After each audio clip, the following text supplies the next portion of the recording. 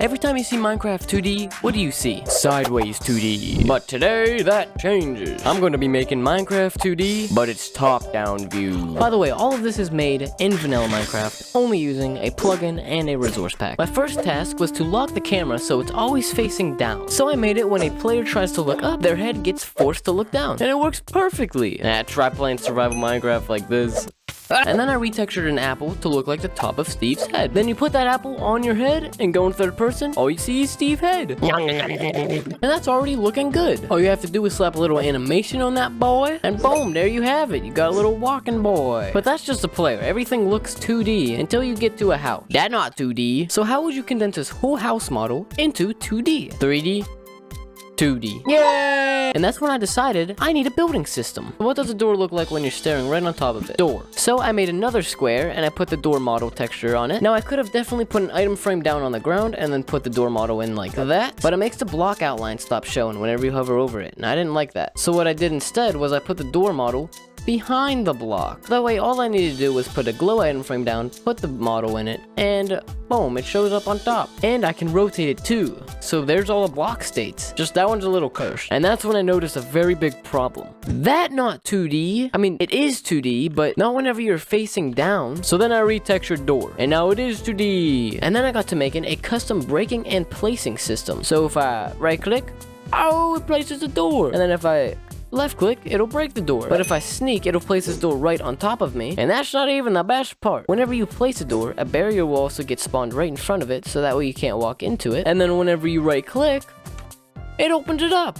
and the barrier gets removed, so you can walk freely. And I mean, that works whenever you're trying to go on the front, but the back looks a little weird.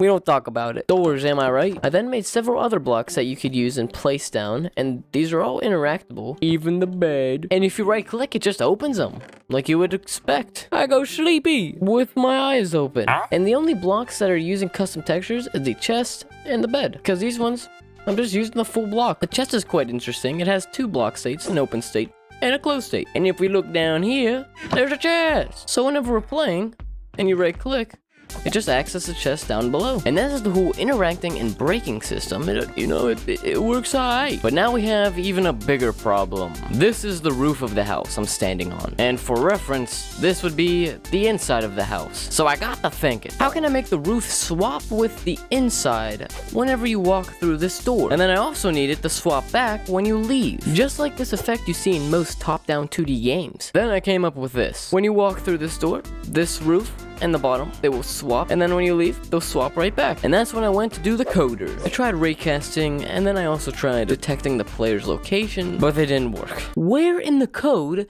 does that happen? Then it hit me. I can check in between these two locations. If their location is right in between, then I check what direction they are moving in, and if they're moving in the direction that is inside, then it'll flip. But if they're moving out, then it'll flip back. Woo! And that sounds good on paper, but now I actually have to code it. Aha, this is the big moment. Come on. Ah, it works. Oh! But it's not moving the chest. Oh, it's fixed. And I can interact with it, and then it goes back. That is awesome. Wait. No, the items don't stay there. Let's try it now. Whoop. Ah, it works. You go in, you do your stuff, you see, blah, blah. And then you go back, and then you close it. Oh, and then you leave.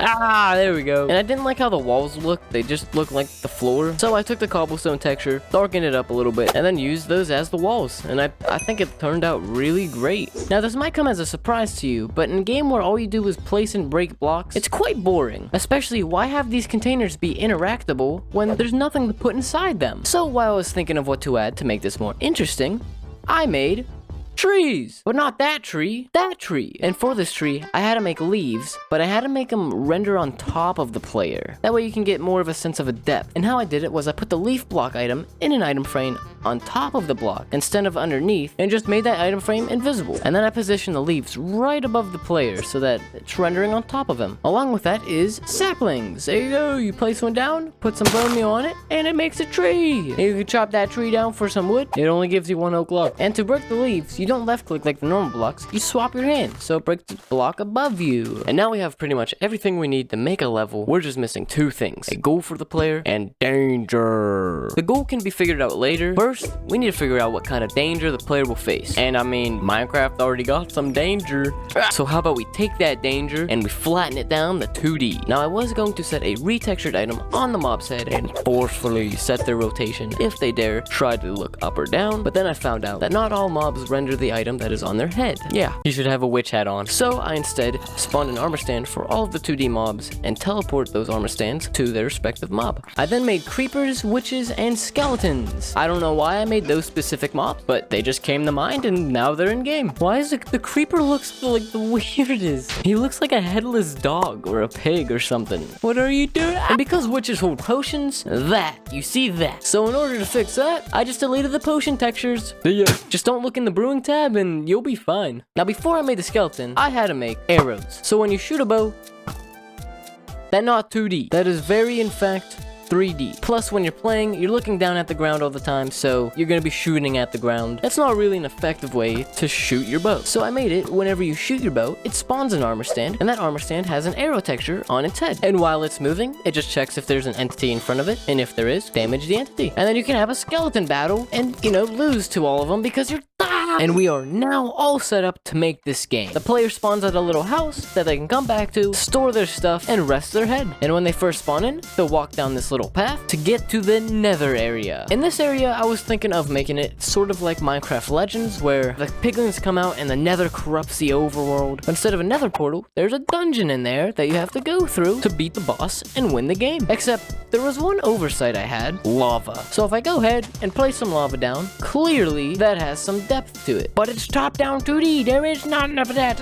And it's a very small detail that most people probably wouldn't even notice or care, but I do. So I saw two options. Lazy option, I just retexture magma block, or use an item frame, just like some of the other blocks. And I chose that option because I still wanted lava to be functional. Now with the chest and the bed, the item frames are at the bottom of it. I thought about using that same method for the lava, but I figured it would break it, right? You can't place an item frame on lava. No, you can. Technically speaking, that item frame is attached to the lava. I don't know why Minecraft is like that, but it works. Here's a little comparison. You get these like 2 pixels you can see, but then with this one, it's completely covering it. And in a 2D perspective, it looks great. Can you tell which lava's 3D and which is not? Oh yeah, and you can of course jump into it, and it works just fine. Ow! After I made the house, pathway, and nether area, it was time to create the dungeon. This is where the player will have to fight mobs and loot chests in order to upgrade their items for the end boss. And for the dungeon, really the only new stuff that I added is spawners and water. And I don't think you need an explanation on what the spawner does. They just do the spawn mob thingy. Oh yeah, and I ended up completely rewriting the building system when I found out how inconsistent it can be. So instead, it just checks if the player is within the building region, and it will work regardless whether you walk through a door or not. All that being said, it is now time to play it. It's like I'm playing a completely different game. Like, this isn't Minecraft no more. But it is! Wait, hold up. What happens if you turn off the texture pack? Oh.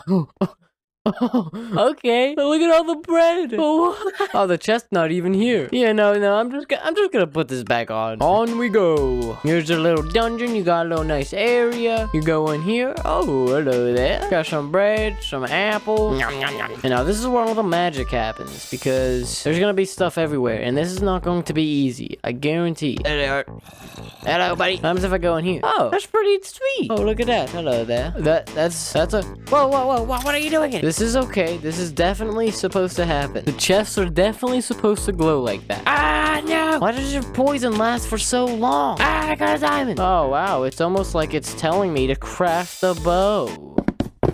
I got a bow now. Nah, I'm dead now. You know what? Adding witches to this game was the worst decision I've ever made. I hate them. Oh, no. No. I'm taking this stuff and I'm leaving. What is that? Chum nip? You got all this good stuff and you got chum nip? I'm going in here. Ah! I tend to make things a lot more difficult than it has to be. No! Why did I ever think it was a good idea to add you? That's not good. I didn't think this would be that challenging. Oh, no. And I know I need to make a shovel too. You know what, I keep forgetting I can change my FOV so I can see more. You know, that's a nifty little feature. Ah! And I kept dying over and over and over again. This is seriously one of the most coolest things I've ever done, but also the hardest thing. Because of you! Alright, this is the run. This is the run that I'm going to get to the boss at. Wait, honey! Honey gets rid of your effects! Wait, how did I not know that? I did it! I'm going in. Oh, that didn't happen. Me hungry. Give chum now. What? That is the boss. What are you? You want my chum nip? Oh, here, have it. I don't want chum nip anyway. What kind? Oh, what the? Ow, why are you hitting me? I thought we were good. You're not no boss. What? Oh, that's it. Farewell.